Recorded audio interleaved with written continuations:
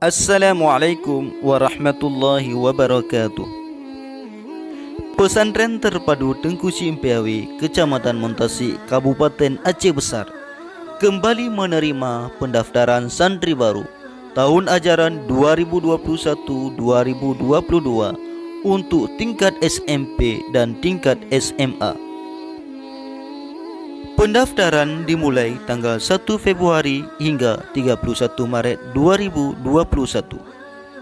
Untuk prosedur pendaftaran, langsung datang ke Komplek Pesantren Terpadu Tengku Simpiawi setiap hari mulai jam 8 hingga jam 17.30 waktu Indonesia Barat, ataupun mendaftar via online melalui link http://bit.ly/santri-baru-ea.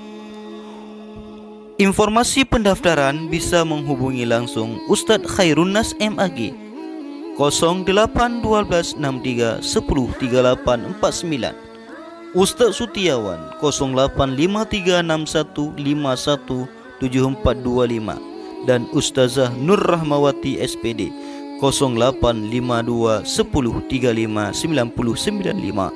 Sekian, Assalamualaikum warahmatullahi wabarakatuh.